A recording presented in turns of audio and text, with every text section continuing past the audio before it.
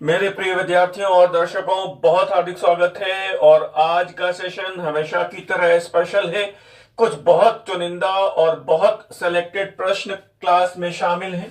जितनी जल्दी हो सके मैं उम्मीद करता हूं आप क्लास में आ चुके होंगे और कॉपी और पेन लेकर बैठिएगा। और आज का सेक्शन पूरी तरह से दिल्ली सल्तनत के कुछ महत्वपूर्ण प्रश्नों पर केंद्रित है।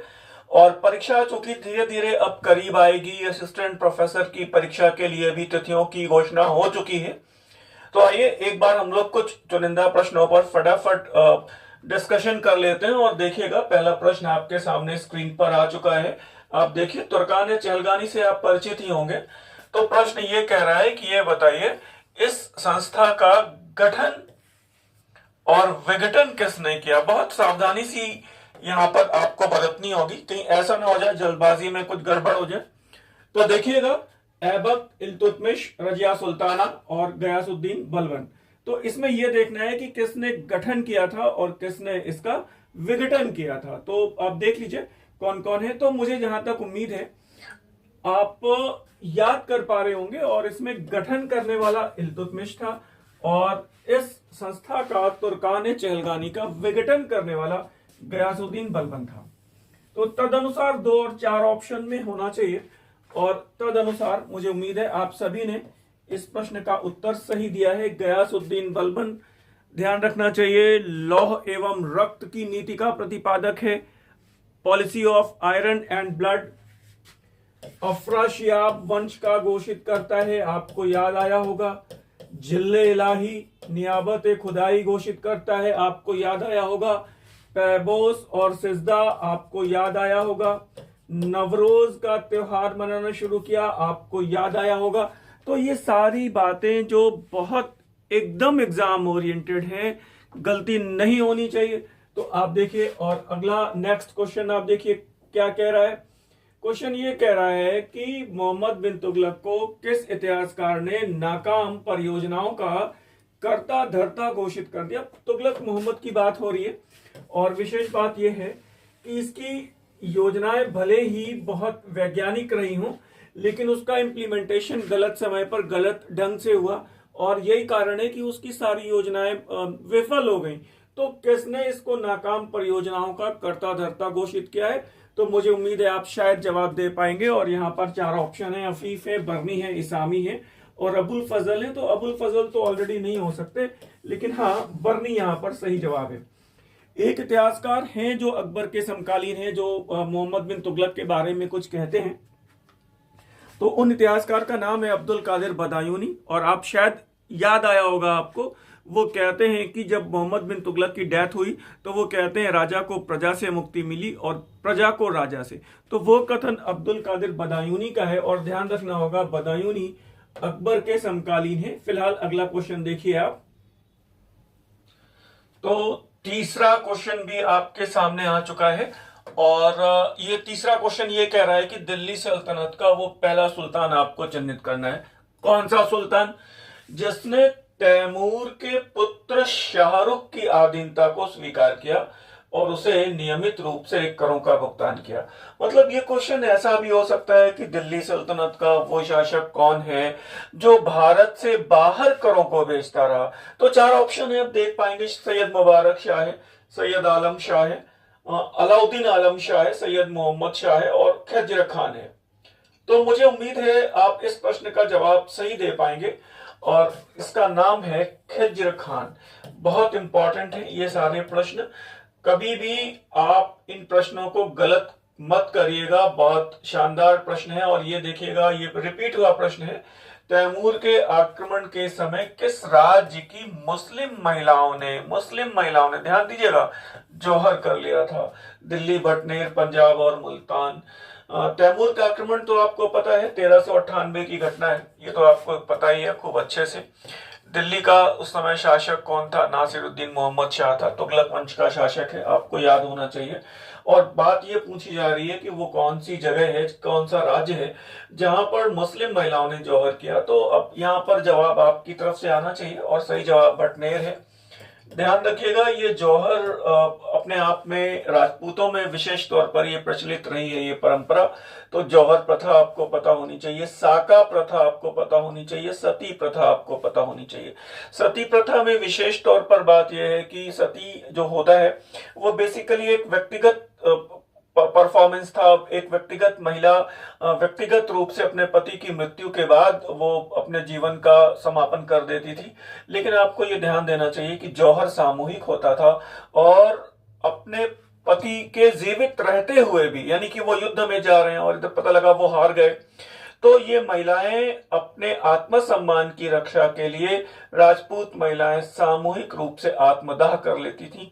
पद्मावती का जौहर आपको याद ही होगा, रानी कर्मवती का जौहर आपको याद ही होगा। तो फिलहाल आप अगले क्वेश्चन की तरफ जा सकते हैं। क्वेश्चन नंबर 5 आप देख सकते हैं और ये कह रहा है कि कुतुबुद्दीन ऐबक और शेर शाह सूरी दोनों शासक कैसे रहे होंगे, क्या बात है, दास व्यापार को प्रोत्साहन दिया क्या भाई? तो ये गलत बात है। जजिया को समाप्त किया, तो ये भी गलत बात है।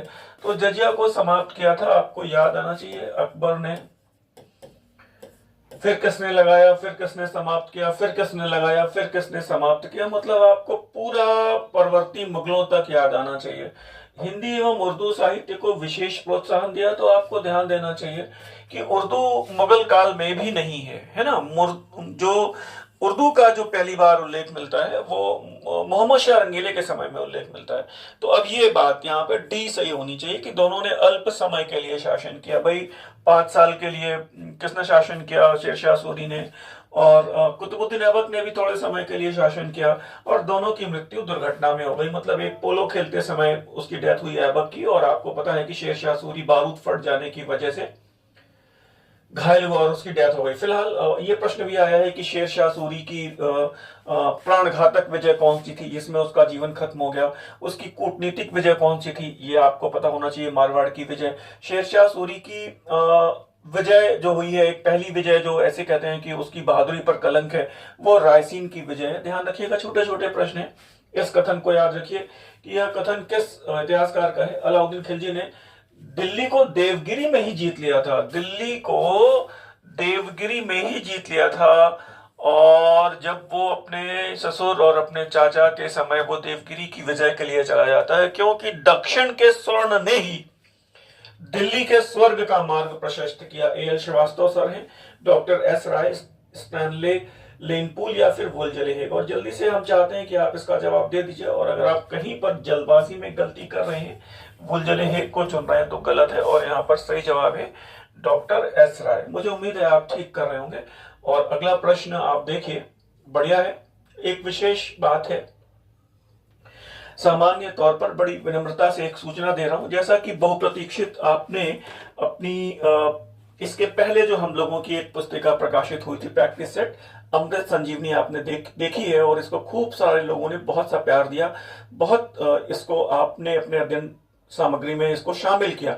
और अब उसी श्रृंखला में हम लोगों ने मेडिवल इंडिया की एक अमृत गंगा के नाम से ये एक नई प्रैक्टिस सेट 2500 प्रश्न है, टॉपिक वाइज हैं, अनाउंस किए हैं आपके अध्ययन में, आपके रिवीजन में। ये अमृत गंगा के नाम से है। एकदम आपके अध्ययन की दिशा को एकदम परीक्षा उपयोगी रूप से निर्धारित कर सकती है ये प्रैक्टिस सेट की पुस्तिका। 2500 प्रश्न है, टॉपिक वाइज हैं। राजपूत काल से प्रारंभ होता है, दिल्ली सल्तनत, सूफी आंदोलन, मुगल काल, विजयनगर, बहमनी, मुगल एवं मराठा, यूरोपियों का मुगलों से संबंध, परवर्ती मुगल, 1857 के पहले तक के महत्वपूर्ण प्रश्नों को शामिल किया गया है। तो आप इस अमृत गंगा को, मध्यकालीन इतिहास की इस पुस्तिका को आप अपने अध्ययन में आप चाहें तो अपने विवेक के अनुसार शामिल कर सकते हैं।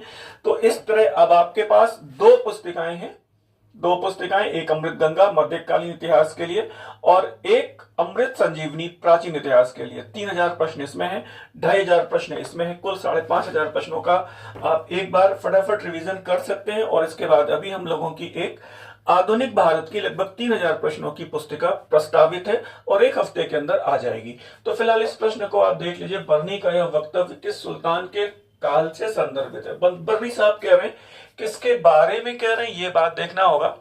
और क्या कह रहे हैं वो ये भी देखना होगा कि अब लोग राजस्व विभाग के अधिकारियों को ज्वर से भी बुरा समझते हैं। यानी कि वो जो राजस्व विभाग के जो भी अधिकारी रहे होंगे उनको बुरा मानने लगे। क्यों? क्योंकि और अपनी पुत्रियों का विवाह भी नहीं करना चाहते थे उनके साथ। किसके शासन काल से ये बात संदर्भित है? फिरोज शाह तुगलक है, मोहम्मद बिन तुगलक है, अलाउद्दीन खिलजी है, गयासुद्दीन बलबन है। तो ध्यान दीजिएगा, और अगर कहीं गलती से आपने फिरोज शाह तुगलक या बर्नी को, इनको मोहम्मद बिन तुगलक को चुना है तो गलत होगा। ये अलाउद्दीन खिलजी के बारे में बर्नी कह रहे हैं। क्यों? क्योंकि इसने राजस्व विभाग के अधिकारियों पर बहुत कठोर नियंत्रण स्थापित कर दिया, उनके विशेषाधिकारों को समाप्त कर दिया। और ऐसा कहते हैं ना कि लोग अब केवल अपने रोटी की फिक्र करने लगे। तो इसलिए राजस्व विभाग के अधिकारियों के साथ कोई भी अपनी पुत्रियों का विवाह भी नहीं करना चाहता था। क्यों? क्योंकि वो उसने इतना कठोर दंड दिया। अगर किसी को भी भ्रष्टाचार में लिप्त पाया तो लोग चाहते थे बेहतर है भाई अपनी पुत्रियों की शादी राजस्व विभाग के अधिकारियों से ना करें। इसको देखिएगा, ये क्वेश्चन नंबर 8 क्या कह रहा है? दिल्ली सल्तनत के किस कालखंड में इक्तादार को आधिकारिक रूप से वजहदार कहा जाने लगा? लोधी काल, तुगलक काल, सैयद काल और खिलजी काल। थोड़ा ध्यान से, इक्तादार को आधिकारिक रूप से, तो इक्ता के बारे में बहुत सारी चीजें आपको पता ही हैं। कहाँ मिलती है परिभाषा, किसने कहा, किसने लागू किया? भारत में इक्ता व्यवस्था का जन्मदाता मोहम्मद गौरी है। इक्ता व्यवस्था को संस्थागत रूप प्रदान करने का श्रेय इल्तुतमिश को है। बात पता है आपको ये सारी। तो ये बताइए कि इक्तादार को वजहदार कहा जाने लगा, किसके शासनकाल में कहा जाने लगा, बताइएगा मुझे। और गलती से भी आप यहाँ पे गलती मत करिएगा खिलजी और सैयद को चुनने की। यहाँ पर लोधी सही जवाब है, लोधी काल। लोधी काल में वजहदार कहा जाने लगा। और अब अगला क्वेश्चन आप देख लीजिए। क्वेश्चन नंबर 9 क्या कह रहा है? बहराम शाह के समय बलबन की नियुक्ति किस पद पर हुई? बहुत इंपॉर्टेंट बात है। बहराम शाह के समय बलबन की नियुक्ति किस पद पर हुई? आप देख करके बताइएगा। अमीर आखुर, अमीर हाजिब, नायब मुमालिकात या अमीर शिकार। और देखिएगा और सही से जवाब दीजिएगा, गलती मत करिएगा। बड़े कॉमन प्रश्न है और यहाँ पर थोड़ा सा अपने मस्तिष्क पर, अपनी मेमोरी पर, अपनी यादाश्त पर जोर डालने की आवश्यकता है। देखिएगा और मुझे उम्मीद है अगर आप जवाब दे रहे हैं तो ठीक है और गलती ना हो इस प्रश्न में। अमीर आखुर, ध्यान दीजिएगा, अमीर आखुर ये क्या होता था? केंद्रीय अश्वशाला का घुड़साल विभाग का प्रमुख अधिकारी था। ध्यान दीजिएगा। और ये पद एक बार विवाद में भी आया है रजिया सुल्ताना के समय। क्यों? क्योंकि उन्होंने एक अबिसिनिया के गुलाम को, एक हबशी को, नीग्रो को उन्होंने ये पद दिया। और बाद में आपको पता है कि वो जमालुद्दीन याकूत जो अबिसिनिया का एक हबशी है, एक नीग्रो है, उसके साथ रजिया के प्रेम संबंधों की अफवाह की बात भी की गई। तो फिलहाल ये बड़ा महत्वपूर्ण पद होता था और ये बलबन को बहराम शाह के समय मिला था। और ध्यान दीजिए, बहुत विशेष बात है, वो कई पदों पर रहा है बलबन। तो विशेष तौर पे एक बात आपको यहाँ पर यह भी बता दूं कि बहराम शाह के समय ही नायब ए मुमालिकात का पद सृजित किया गया था। ये बात आपको याद आई होगी। और इस पद पर सर्वप्रथम किसकी नियुक्ति हुई ये आप अगर बता सकें तो ठीक है, और अगर नहीं याद आ रहा है तो मैं आपको बता देता हूं, वो एतगीन है। एतगीन की नियुक्ति सर्वप्रथम नायब मुमालिकात के पद पर हुई थी। और यहाँ पर एक विशेष बात है, ये ध्यान दीजिएगा, रजिया सुल्ताना के समय बलबन की नियुक्ति अमीर शिकार के पद पर हुई। बहुत इंपॉर्टेंट है, ध्यान रखिएगा। ये बात भी मैच दी फॉलोइंग में आ सकती है। और अलाउद्दीन मसूद शाह के समय अमीर हाजिब के पद पर हुई। अलाउद्दीन मसूद शाह के समय बलबन की नियुक्ति अमीर हाजिब के पद पर हुई। यानी कि जो दरबार के शिष्टाचार के नियमों को लागू करने वाला अधिकारी होता था, अमीर हाजिब का पद सर्वाधिक महत्वपूर्ण था। किसके काल में? बलबन के काल में। ध्यान रखिएगा, ये सारे प्रश्न आपके परीक्षा के दृष्टिकोण से मैं जहां तक समझता हूं इंपॉर्टेंट हो सकते हैं। क्वेश्चन नंबर 10 भी देख लीजिए। किस इतिहासकार का विवरण है कि बाजारों पर अलाउद्दीन के नियंत्रण का मुख्य उद्देश्य हिंदुओं को दंड देना था, क्योंकि अधिकांश व्यापारी हिंदू थे? बता सकते हैं? खुसरो साहब, अमीर हसन, बर्नी और इस्लामी। और इस प्रश्न का जवाब आप आसानी से दे पाएंगे बिना कहीं पर नजर डाले। और जवाब मेरे हिसाब से बिल्कुल ठीक लगाया है आपने, और उनका जवाब है बर्नी। सही जवाब है बर्नी। अच्छा, ये बात ध्यान रखिएगा कि सबसे बड़ी बात क्या है कि बाजारों पर जो बाजार व्यवस्था है उसका मुख्य उद्देश्य क्या था? सैनिक महत्वाकांक्षाओं की पूर्ति, कम वेतन पे स्थायी सेना को रखना। ये सारी बात आपको पता है। लेकिन यहाँ पर क्या कह रहे हैं? बर्नी एक बड़ा अजीबोगरीब विवरण देते हैं। वो कह रहे हैं कि हिंदुओं को दंड देने के लिए व्यवस्था। तो आपके लिए लिहाज से ये प्रश्न बहुत इंपॉर्टेंट हो सकता है, गलती मत करिएगा। क्वेश्चन नंबर 11 देख लीजिएगा। हिंदू ज्योतिषी रतन को सिंध का राजस्व अधिकारी बनाया, फिर सहवान का सूबेदार बनाया गया, इक्तादार बनाया गया, ऐसा कह सकते हैं आप। और वो दिल्ली सल्तनत का सुल्तान कौन है? आप देखिएगा यहाँ पे एक शब्द आया सुल्तनत, तो बिल्कुल ठीक शब्द है सुल्तनत। ध्यान दीजिएगा, सुल्तानों का जो साम्राज्य है वो सुल्तनत ही कहलाता है। सुल्तान जैसे खलीफा का साम्राज्य खिलाफत कहलाता है, सुल्तानों का जो जो साम्राज्य है वो सुल्तनत कहलाता है। और सबसे बड़ी बात क्या है, बड़ी बात यह है बाद में वो सल्तनत हो गया। फिलहाल आप यहां पर ये कह सकते हैं कि हिंदू ज्योतिषी अधिकारी रतन को किसने दिल्ली में शामिल किया और सहवान का सूबेदार नियुक्त किया। गलती यहां पर हो सकती है और अलाउद्दीन खिलजी को मत चुनिएगा, और यह सही जवाब यहां पर मोहम्मद बिन तुगलक साहब है। ठीक है ना, मोहम्मद बिन तुगलक साहब है। और अगला क्वेश्चन नंबर 12 देखिएगा, इल्तुतमिश ने जलालुद्दीन मंगबरनी की सैन्य सहायता नहीं की। ठीक है भाई, याद आया ये मंगबरनी कौन है, याद आ गया होगा, वो भागता हुआ आया था और उसका पीछा कौन कर रहा था, चंगेज खान कर रहा था, याद आया होगा। वह मंगोलों से दुश्मनी नहीं लेना चाहता था, बिल्कुल ठीक बात है ये भाई। अगर वो नव स्थापित दिल्ली सल्तनत को अगर उसको अक्षुण्ण रखना था तो अभी फिलहाल वो इस स्थिति में नहीं था कि सीधे तौर पे चंगेज खान से वो दुश्मनी ले लेता। एक बात ध्यान दीजिएगा, बर्नी कहते हैं, ऐसा थोड़ा ध्यान दीजिएगा, मंगोलों का प्रथम आक्रमण किसके शासनकाल में हुआ, तो जो सही जवाब है बहराम शाह के काल में हुआ। तो ये आप कहेंगे सर इल्तुतमिश के काल में हुआ चंगेज खान, तो ध्यान दीजिएगा वो चंगेज खान का आक्रमण नहीं था। क्यों? क्योंकि मंगोल उत्तर पश्चिमी सीमा तक आए फिर लौट गए, उसने मंगबरनी की सहायता की नहीं। ठीक है ना, बहराम शाह के समय पहला आक्रमण हुआ है, और फिर आपको पता है कि अलाउद्दीन खिलजी के समय 6 आक्रमण हुए हैं, सारी बातें आपको पता है। तो बर्नी लिखते हैं इल्तुतमिश के शासनकाल के संदर्भ में कि मंगोल भारत की उत्तर पश्चिमी सीमा पर बिजली की भांति प्रकट हुए। बिजली की भांति प्रकट हुए मतलब जैसे बिजली चमकती है और गायब हो जाती है, मंगोल आए और चले गए। तो यहां पर बिल्कुल ठीक है, ए और आर बिल्कुल दोनों सही है, और आर ए की सही व्याख्या है, बिल्कुल ठीक जवाब है। और मैं आपके लिए एक मतलब विनम्रता पूर्वक बता रहा हूं, नए छात्रों के लिए बता रहा हूं इस बात को, आपकी मध्यकालीन इतिहास की एक नई पुस्तिका प्रकाशित हुई है अमृत गंगा के नाम से। 2500 प्रैक्टिस सेट के रूप में प्रश्न उपलब्ध हैं, कठिन प्रश्नों की व्याख्या भी है। कठिन प्रश्नों की व्याख्या भी दी हुई है, राजपूत काल से शुरू होती है और यूरोपियों के आगमन और आगे 1857 के पहले तक, यानी कि परवर्ती मुगल और परवर्ती मुगलों का यूरोपियों के साथ संबंध, यहां तक ये पुस्तिका जाती है। आपके लिए ये पुस्तिका रामबाण साबित हो सकती है आपके अध्ययन में। आप चाहें तो टॉपिक वाइज है, चूंकि हर टॉपिक में जैसे मुगल काल में 524 प्रश्न हैं, दिल्ली सल्तनत में 500 प्रश्न हैं, राजपूत काल में लगभग 350 प्रश्न हैं, तो सारे चुनिंदा और बहुत बेहतरीन प्रश्नों को रखा गया है। आप चाहें तो मंगा सकते हैं फिलहाल।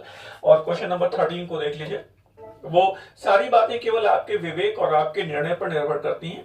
और अब आप यहां पर देखिएगा फिरोज शाह तुगलक के बारे में कौन से कथन सत्य हैं, सत्य वाले कथन देखिएगा। और एक बड़ी बात यह है, जहां तक मैं समझता हूं पूरे अनुभव से, अभी प्रयागराज में एक ऑफलाइन छात्रों के साथ मुझे रूबरू होने का मौका मिला, और उसमें देखा मैंने एक टेस्ट पेपर फॉर्मली करवाया गया छात्रों के साथ, और उसमें यह देखा गया कि बहुत गंभीर छात्र भी 2-4 ऐसे प्रश्न गलत कर रहे हैं जो गलत नहीं होने चाहिए, ध्यान दीजिएगा। तो प्रयागराज में हम लोगों ने एक टेस्ट सीरीज भी मतलब अभी शुरुआत की है प्रयोग के तौर पे। छात्रों को, गंभीर छात्रों को थोड़ा सा मदद मिलेगी इससे अपनी परीक्षा की तैयारी में, रविवार को हो रही है। और अगर आप इसमें शामिल होना चाहते हैं तो आप स्क्रीन पर दिए गए नंबरों पर संपर्क कर सकते हैं।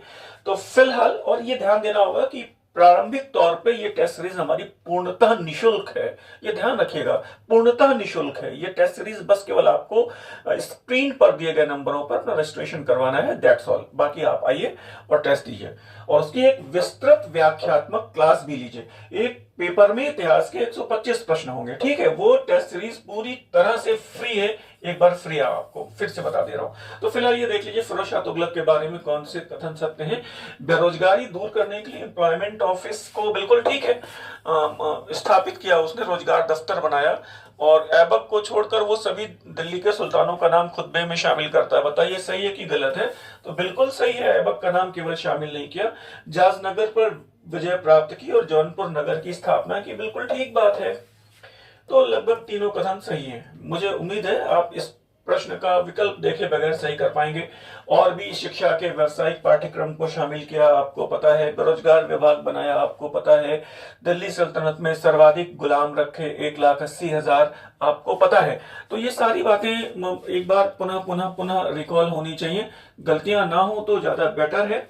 और परीक्षा भवन में दबाव थोड़ा सा परीक्षा का होता है, तो आप चुन पाएंगे 1 2 3, तो वहां पर दबाव ना है। तराइन का तृतीय युद्ध, अरे बाप रे बाप, तराइन का तृतीय युद्ध भी हुआ है क्या? तो बिल्कुल हुआ है भाई, 1215 में हुआ है। अब गलती ना हो जाए, इल्तुतमिश एवं आरम शाह के बीच में, इल्तुतमिश एवं यल्दौज के बीच में, यल्दौज एवं कुबाचा के बीच में, मोहम्मद गौरी एवं पृथ्वीराज चौहान के बीच में। तो ध्यान रखिएगा अब कैसे करना है यहाँ पे। तो ये तो पता ही है कि मोहम्मद गौरी और पृथ्वीराज चौहान का नाम आया है, तो दिमाग में केवल पहला और दूसरा युद्ध आना चाहिए। तीसरा पूछ रहा है, और तीसरा अगर आपको दिमाग में आना चाहिए तो ये है इल्तुतमिश और यल्दौज, है ना। और आराम शाह को कहां पे हराया गया था? जूद के मैदान में हराया गया था, जूद के मैदान में हराया गया था। तो इसको भी ध्यान दीजिएगा। ये सारे प्रश्न अपने आप में अच्छे हैं, सारे प्रश्न अच्छे ही हैं। कोई भी प्रश्न सरल या कठिन नहीं होता है भाई, सरल या कठिन कोई प्रश्न होता नहीं है। जो प्रश्न आपका सही हो गया वो सरल है, जो नहीं आया वो कठिन है, कितना भी सरल हो। तो फिलहाल इस प्रश्न को देख लीजिएगा, वो मंगोल आक्रमणों का सामना करना पड़ा। तो एक बात आपको यहाँ पर यह भी मैं बताना चाहता हूँ, कुछ प्रश्न ऐसे आएंगे आपको परीक्षा में, कम से कम 2-3 प्रश्न ऐसे होंगे, 2 प्रश्न तो ऐसे होंगे जो एकदम पूरी तरह से विवादित होंगे। उसमें आप कुछ उत्तर लगाएंगे, कमीशन कुछ उत्तर मान लेगा, जो ऐसी परंपरा रही है हमेशा, 2-4 प्रश्न विवादित हो जाते हैं। लेकिन ऐसे प्रश्न भी 2-3 होंगे जिसमें आपको दिए गए विकल्पों में करीबी जवाब चुनना पड़ेगा। जैसे प्रश्न ऐसा होता है कि ये बताइए चारों विकल्पों में कौन सा एक सही है। बोले आपको लग रहा है चारों सही हैं, या आपको लग रहा है कि चारों गलत हैं, तो उस उत्तर का चयन करिए जो सर्वाधिक करीबी जवाब हो सकता है। तो इस पर भी आपको ध्यान देना होगा। इस प्रश्न को थोड़ा ध्यान दीजिएगा, मंगोल आक्रमणों का सामना करना पड़ा, ऐबक तो ऐबक नहीं है। और फिर इल्तुतमिश, बलबन और अलाउद्दीन खिलजी। अब देखिएगा जरा विकल्पों पे नजर डालिए, यानी यहाँ पर आपको 3 सुल्तानों को चुनना है। तो ये 2 तो ऑलरेडी है ही, बलबन भी है। बलबन का बेटा आपको पता है शहीद हुआ था मंगोलों के विरुद्ध युद्ध करते हुए। आपको याद आया होगा अमीर खुसरो साहब भी बलबन के समय मंगोलों के द्वारा बंदी बना लिए गए थे, याद आया। तो बलबन के समय भी हुआ है, अलाउद्दीन के समय 6 आक्रमण हुए हैं, ये भी आपको पता है। तो 2, 3 और 4 तो है ही ऑलरेडी। अब आपको एक और चुनना है, और कुतुबुद्दीन ऐबक हो नहीं सकते, तो आपको चुनना क्या है? 2 और 3 और 4। तो ठीक है, यहाँ पर करीबी जवाब होगा मंगोल। एक्चुअली इल्तुतमिश ने मंगोलों के आक्रमण, युद्ध नहीं हुए, मंगोल भारत की उत्तर पश्चिमी सीमा तक आए और उसके बाद चले गए। इल्तुतमिश का मंगोलों के साथ कोई भी प्रत्यक्ष युद्ध नहीं हुआ। ध्यान रखिएगा, बलबन का हुआ, बलबन का बेटा शहीद हुआ। अलाउद्दीन खिलजी के 6 आक्रमण वो उन्हें मतलब फेस करने पड़े, और बहराम शाह को तो फेस करना ही पड़ा। तो ध्यान दीजिएगा, यहाँ पे करीबी जवाब होगा 2, 3 और 4। मुझे लग रहा है कि आप लोग ठीक बढ़िया चल रहे हैं। और फिर ये देखिएगा, पागल सुल्तान कौन कहता है? मोहम्मद बिन तुगलक को कौन पागल सुल्तान की संज्ञा देते हैं? तो बताइएगा भाई। और यहाँ पर एल्फिंस्टन है, वी स्मिथ है, डॉक्टर ईश्वरी प्रसाद है, और शिहाबुद्दीन अल उमरी है। तो गलती से थोड़ा ध्यान दीजिएगा, यहाँ पे गलती से भी, जल्दबाजी में भी स्मिथ सर को मत चुनिएगा, ईश्वरी प्रसाद को मत चुनिएगा। और ये एल्फिंस्टन है, एल्फिंस्टन है। पागल सुल्तान कौन कहते हैं उसको? एल्फिंस्टन है। और दिमाग में हमेशा स्मिथ क्लिक करता है, ऐसी गलती ना हो। और यहाँ पर इसीलिए मैंने आपके लिए ये रिमार्क्स लिखवा दिए हैं। और अब देखिएगा, वो ये कह रहे हैं कि वी स्मिथ ने मोहम्मद बिन तुगलक को परस्पर विरोधी गुणों का सम्मिश्रण की संज्ञा दी। वी स्मिथ ने मोहम्मद बिन तुगलक को परस्पर विरोधी गुणों का सम्मिश्रण की संज्ञा दी। मैं आपको ये भी बताना चाहता हूं कि जैसे ये पुस्तिका है ना हमारी, तो यहाँ पर ये जो मध्यकालीन इतिहास वाली अमृत गंगा आई है, इसमें कठिन प्रश्नों के रिमार्क्स लिखे हुए हैं, बहुत विस्तार से रिमार्क्स लिखे हुए हैं, बहुत विस्तार से रिमार्क्स लिखे हुए हैं। हर प्रश्न में जो कठिन है उसमें रिमार्क्स बहुत बड़े बड़े दे दिए गए हैं। आप देखिएगा, अगर आप देख पा रहे होंगे तो यहाँ पर जो कठिन प्रश्न है उससे जुड़े हुए कई कई जो संकल्पनाएं, कई कई जो सूचनाएं हैं, कई कई जो तथ्य हैं, उसको बहुत करीबी ढंग से इसमें लिख दिया गया है। तो आप चाहें तो इस पुस्तिका को मंगा लीजिएगा, जैसी आपकी इच्छा हो। फिर देखिए, डॉक्टर ईश्वरी प्रसाद क्या कहते हैं? मोहम्मद बिन तुगलक को अभागा आदर्शवादी कहते हैं। ये प्रश्न भी आया है भाई। तो एक ही प्रश्न में आपको यहाँ पर 4 प्रश्न मिल रहे हैं, बढ़िया से मिल रहे हैं। और फिर एल्फिंस्टन मोहम्मद बिन तुगलक को पागल सुल्तान कहते हैं। अब ये कंफ्यूजन यहाँ पे आपका नहीं रहेगा। तो ये जो हम लोगों की पुस्तिकाएं हैं ना, ये आपके कंफ्यूजन को दूर करने के लिए बहुत कारगर साबित होंगी, क्योंकि अगर कंफ्यूजन है तो उसकी व्याख्या भी वहां पर डिटेल में दी हुई है। तो तरवा शरीन का आक्रमण, तो अब ये ध्यान देना होगा किसके काल में हुआ। तो इल्तुतमिश है, गाजी मलिक है, अलाउद्दीन खिलजी है, या फिर मोहम्मद बिन तुगलक है। और जहां तक मैं समझता हूं ये मोहम्मद बिन तुगलक ही है, और आपने सही लगाया होगा। और नेक्स्ट क्वेश्चन नंबर 18 देख लीजिएगा, दिल्ली सल्तनत में युद्ध विराम का सिद्धांत। सीज फायर का सिद्धांत, है ना, किसके शासनकाल में स्थापित हुआ? मोहम्मद बिन तुगलक, फिरोज शाह तुगलक, खिजर खान या फिर बहलोल लोदी? तो जवाब दे पाएंगे भाई, और जवाब बिल्कुल यहाँ पे सही आना चाहिए, और जवाब है बहलोल लोदी। वेरी इंपॉर्टेंट ये बात पता है। अफगान सरदारों की समानता पर स्थापित साम्राज्य है लोदी वंश। और आपको यह भी ध्यान देना चाहिए, ऐसा कहा जाता है कि ये दिल्ली सल्तनत का ऐसा सुल्तान हुआ जिसका जन्म सिजेरियन से हुआ था, मतलब ऑपरेशन से हुआ था। और अगर हम लोग पौराणिक बातें भी कुछ सही मान लें, जिनके बारे में अभी हमारे पास कोई बहुत बहुत एग्जैक्ट प्रमाणिक नहीं है, लेकिन अगर ये कहा जाए कि ऐतिहासिक काल में ऑपरेशन से, सर्जरी की क्रिया से, शल्य क्रिया से जन्म लेने वाला पहला व्यक्ति या पहला शासक कौन था, तो आपको याद आया होगा, बिंदुसार है। मुझे उम्मीद है ये बातें याद आ रही होंगी आपको। तो आगे बढ़ते हैं हम लोग, और अगला अगला क्वेश्चन देखिए क्या कह रहे हैं। तो आज मुझे लग रहा है कि ये क्लास का अंतिम क्वेश्चन था, क्वेश्चन नंबर 18। तो हम लोग क्लास को यहीं पर समापन देंगे। मैं आपसे ये कहना चाहता हूं कि अब परीक्षाएं नजदीक हैं, और आप लगातार अपनी पढ़ाई को अब मेंटेन करने की जरूरत है। बहुत ज्यादा पढ़ने की जरूरत नहीं है, रिवीजन और प्रैक्टिस की जरूरत है। बहुत जितना रिवीजन कर सकें, जितना प्रैक्टिस कर सकें, वो आपके ऊपर डिपेंड करता है। अपने कंफ्यूजन्स को अपने गुरुजनों से मिलकर, अपने टीचर्स के साथ मिलकर दूर कर सकें। और जाते जाते मैं आपको एक बार फिर से रिमाइंड करा देता हूं, एंशिएंट और मेडवल की ये दो पुस्तिकाएं, एक अमृत संजीवनी के नाम से एंशिएंट की है, और ये मेडवल के नाम से अमृत गंगा की ये पुस्तिका है। ध्यान दीजिएगा, इसमें 3000 प्रश्न हैं और इसमें 2500 प्रश्न हैं। आप इसको देख पा रहे होंगे, बहुत करीब से देख लीजिए। आप चाहें तो इस पुस्तिका को अपनी अध्ययन सामग्री में शामिल कर सकते हैं, रिवीजन की प्रक्रिया में शामिल कर सकते हैं। मॉडर्न इंडिया की बस एक हफ्ते में आपको मिल जाएगी। तो आज विदा दीजिए हमें। धन्यवाद, नमस्कार।